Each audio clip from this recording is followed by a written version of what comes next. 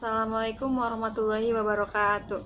Hamdan wa syukurillah, yang terhormat kepada Bu Nina MPD selaku dosen pengampu mata kuliah sintaksis di semester 3. Perkenalkan, nama saya Putri Fatwa Aulia. Saya adalah perwakilan kelompok 1 yang beranggotakan Dian Rohmansah, Ilmi Ijati, dan saya sendiri Putri Fatwa Aulia, Rifki Maulana, dan Winda Laila. Saya akan mempresentasikan hasil kerja kelompok kami tentang pengertian klausa, ciri-ciri klausa, dan analisis klausa. Pertama, ada pengertian klausa. Klausa merupakan satuan gramatik yang terdiri atas subjek dan predikat, baik disertai objek, pelengkap, dan keterangan, maupun tidak. Itu pengertian menurut Ramlan. Bahasan yang kedua yaitu ciri-ciri klausa. Ciri-ciri klausa yang pertama, tidak memiliki intonasi akhir. Yang kedua, memiliki satu jenis predikat. Yang ketiga, jika ditambah dengan intonasi akhir, maka menjadi sebuah kalimat. Yang keempat, memiliki subjek secara tertulis maupun tidak tertulis. Bahasan yang selanjutnya yaitu analisis klausa. Namun, sebelum kita ke analisis klausa, kita akan terlebih dahulu membedah apa itu unsur yang akan kita bahas dari ketiganya. Yang pertama itu ada unsur fungsional, unsur kategorial, dan unsur peran. Yang pertama, unsur fungsional. Unsur fungsional ini ada 5. Yang pertama itu subjek, predikat, objek, keterangan, dan pelengkap. Jadi dari 5 tersebut tidak harus selalu bersamaan dalam satu klausa.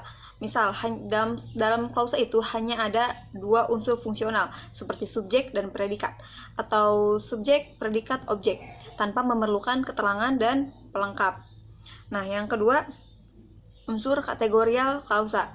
Unsur kategorial klausa pun berjumlah 5, yaitu ada nomina, verba, adjektiva, numeralia atau bilangan, dan preposisi atau kata depan. Ketiga yaitu unsur peran. Nah, unsur peran itu ada 5.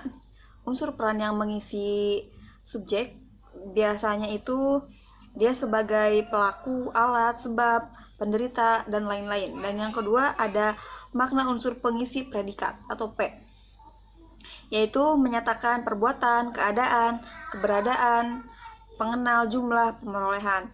Yang ketiga, makna unsur pengisi objek, biasanya itu menyatakan penderita, penerima, tempat, dan lain-lain. Yang keempat itu makna unsur pengisi pelengkap, yaitu menyatakan penderita dan alat. Yang kelima, makna unsur pengisi keterangan, yaitu menyatakan tempat, waktu, penerima, alat, dan lain-lain.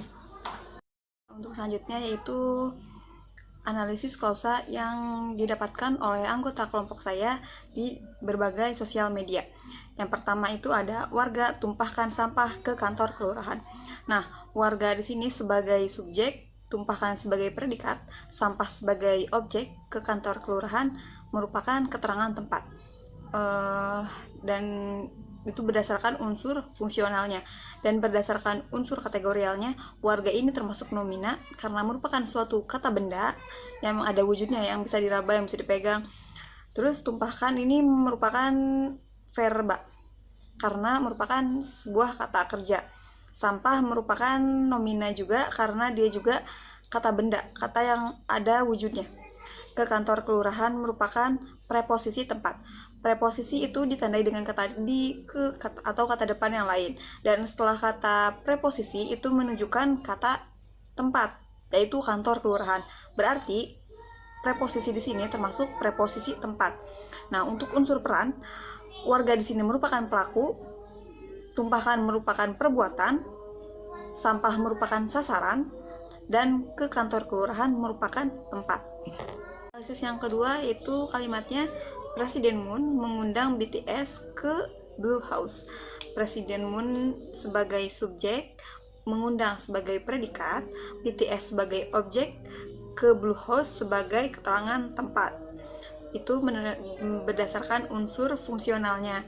Nah, untuk berdasarkan unsur kategorialnya, Presiden Moon sebagai nomina, mengundang itu verba karena kata kerja, BTS adalah nomina juga, walaupun karena BTS juga nama orang, menunjukkan nama orang. Nah, ke Blue House merupakan preposisi tempat. Terus untuk unsur perannya yaitu ada Presiden Moon sebagai pelaku, mengundang sebagai perbuatan, BTS sebagai sasaran karena sasaran yang diundangnya. Terus ke Blue House merupakan tempat. Analisis yang ketiga yaitu ibu menanam pohon kelapa. Ibu sebagai subjek, menanam sebagai predikat, pohon kelapa sebagai objek. Itu menurut unsur fungsional. Dan untuk unsur kategorial, ibu sebagai nomina karena merupakan nama orang, menanam verba, kata kerja, pohon kelapa, nomina. Dan untuk unsur perannya, ibu merupakan pelaku, menanam perbuatan, pohon kelapa adalah sasaran. Untuk analisis yang keempat, yaitu ada COVID-19 varian Delta tiba-tiba menghilang dari Jepang. Berdasarkan unsur fungsionalnya, COVID-19 varian Delta itu adalah subjek, tiba-tiba menghilang adalah predikat, dari Jepang adalah keterangan. Nah, kalimat ini merupakan contoh dari kalimat atau klausa intransitif karena tidak memerlukan objek. Terus untuk berdasarkan unsur kategorialnya, COVID-19 varian Delta itu merupakan nomina, tiba-tiba menghilang merupakan verba, dari Jepang merupakan preposisi tempat.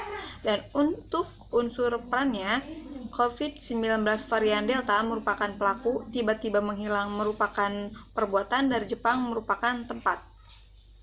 Analisis yang kelima yaitu seorang pria hendak lompat dari lantai 4.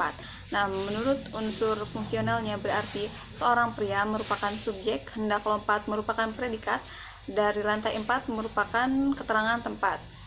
Untuk unsur kategorialnya, seorang pria berarti nomina, hendak lompat merupakan verba, dan dari lantai 4 merupakan preposisi tempat karena menunjukkan tempat. Dan untuk unsur perannya berarti seorang pria merupakan pelaku, hendak lompat merupakan perbuatan, dari lantai 4 merupakan tempat. Cukup sekian presentasi dari saya. Mohon maaf apabila ada kesalahan kata. Wassalamualaikum warahmatullahi wabarakatuh.